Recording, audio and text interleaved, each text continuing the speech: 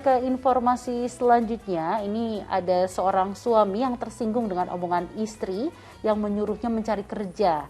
Nah, ia akhirnya nekat menghabisi nyawa pasangan hidupnya dengan senjata tajam.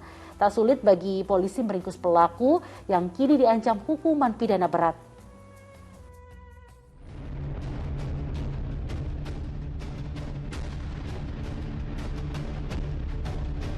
Warga Jalan Srinin Dito Baru Ngemplak, Simongan, Kota Semarang, Jawa Tengah seketika berkumpul begitu mendengar adanya mayat dalam sebuah kamar indekos di lingkungan mereka. Korban adalah wanita bernama Indah Safitri. Ia ditemukan tewas bersimbah darah dengan sejumlah luka tusukan senjata tajam. Dari keterangan yang dihimpun polisi, sebelum jasad ditemukan, sempat terdengar cekcok antara korban dengan sang suami. Bahkan warga sempat melihat suami korban memegang pisau. Wanita yang bekerja di sebuah konveksi itu pun kemudian ditemukan meninggal dunia dan mengalami luka tusukan. Berantem mungkin dengan antara korban dengan si suami, kemudian ditusuk pisau itu ada sekitar lebih dari 5 tusukan itu kalau tadi kami lihat. Kemudian dia pergi naik motor membuang pisaunya. Dari rekaman CCTV milik warga, diduga usai kejadian pembunuhan, pelaku mendatangi rumah mertuanya untuk mengambil anak balitanya dan pergi dengan menggunakan motor. Memang tak sulit bagi polisi untuk menangkap pelaku karena identitasnya sudah jelas. Kanipah alias Andre akhirnya diringkus tim Resmo Polrestabes Semarang beberapa jam usai kejadian. Lelaki yang tak memiliki pekerjaan tetap itu dihadiahi timah panas oleh petugas. Motif pembunuhan pun terungkap. Pria berusia 32 tahun itu mengaku kesal sang istri menyuruhnya untuk mencari kerja. Si istri ini kan kerja di konveksi. Ketika jam isoma, pulang dulu ke rumah untuk makan, untuk ngurusin lah suami, anak. Nah, ketika di rumah ini sempat tercetus melalui obrolan tadi itu yang saya sampaikan bahwa istri mengharapkan si suami ini kerjalah gitu. Nah, sementara suaminya ini alasannya tidak bisa karena saya sakit. Peristiwa terjadi ketika korban yang pulang saat jam istirahat kerja terlibat cekcok dengan suaminya. Tiba-tiba terdengar teriakan korban meminta tolong. Namun warga tak berani mendekat karena melihat tersangka memegang pisau. Pelaku kabur melarikan diri usai menghabisi nyawa wanita yang dinikahinya selama 8 tahun itu. Saat warga berdatangan, korban sudah tewas. Mbak Yuni nganu teriak-teriak, terus aku ikut teriak-teriak minta tolong, udah gitu toh. Soalnya aku sama gendong cucu sih mas. Sempat lihat cucu. Pelaku keluar bu? Ya kalau keluar tahu. Bawa pisau itu ya bu? Bawa saja. Pisau lipat yang digunakan menikam korban serta sepeda motor sudah disita polisi sebagai barang bukti. Iya, emosi yang tak terkendali kerap membuat manusia gelap mata, meninggalkan penyesalan tak berguna. Akibat tindakannya, hukuman penjara 15 tahun kini menanti tersangka. Tim Liputan melaporkan.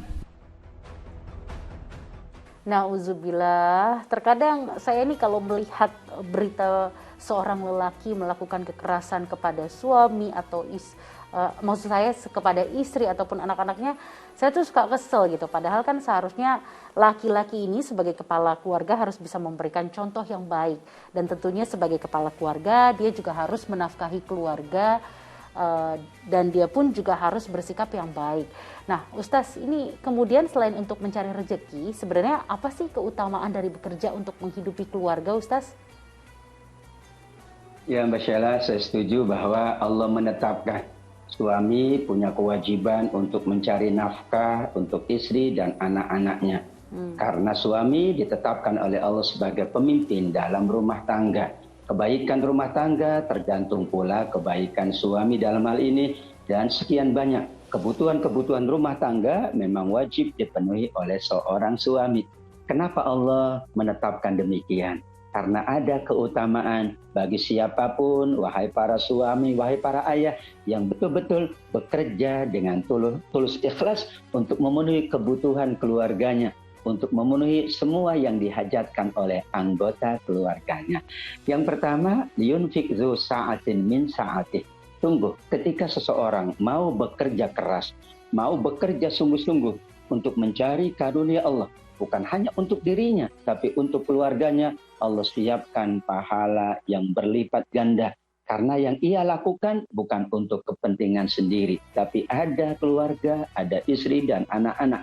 Mungkin mereka yang tidak berkeluarga atau belum berkeluarga bekerja untuk memenuhi kebutuhannya sendiri. Tapi suami, ayah bekerja adalah memenuhi kebutuhannya, sekaligus juga ada yang menjadi tanggung jawabnya, istrinya dan anak-anaknya, dan mungkin anggota keluarga yang lainnya, maka disiapkan pahala yang berlipat ganda.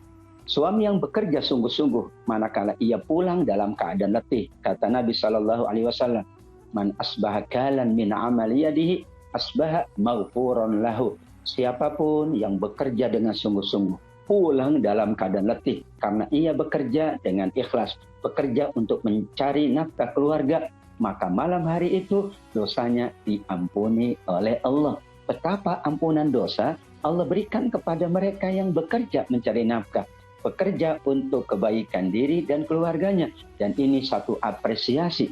Karenanya sahabat Ibnu Mas'ud betul-betul membenci orang yang tidak mau bekerja.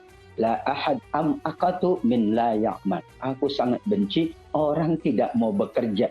Tidak mau bekerja untuk dunianya, tidak mau pula bekerja untuk akhiratnya.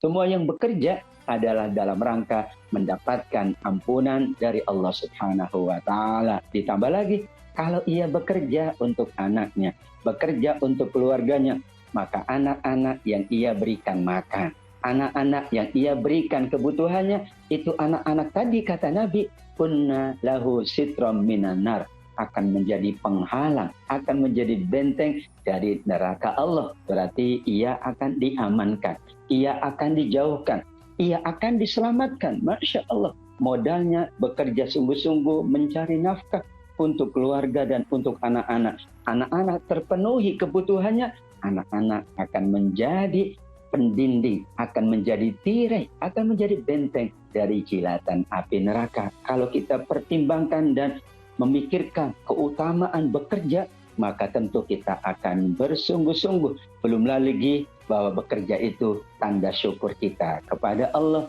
I'malu ala Dawud syukra. Bekerjalah sebagai tanda syukurmu kepada Allah. Allah anugerahkan usia, Allah anugerahkan kesehatan, Allah anugerahkan kemampuan bekerja, Allah anugerahkan keluarga dan anak-anak, suami, istri, dan anggota keluarga. Anugerah itu kita jaga dengan kita bekerja sungguh-sungguh. Maka bekerja sungguh-sungguh untuk memberi nafkah kepada keluarga juga dicatat amat sangat besar nilainya, keberkahannya di sisi Allah Subhanahu wa Ta'ala. Amin ya rabbal alamin. Amin ya rabbal alamin. Ternyata begitu banyak pahalanya bagi kepala keluarga yang memberikan nafkahnya kepada istri dan anak-anaknya, begitu banyak pahalanya. Nah, jadi ini bagi kepala keluarga yang sedang mencari rezeki untuk keluarganya, ayo semangat, karena pahala dari Allah begitu berlipat ganda.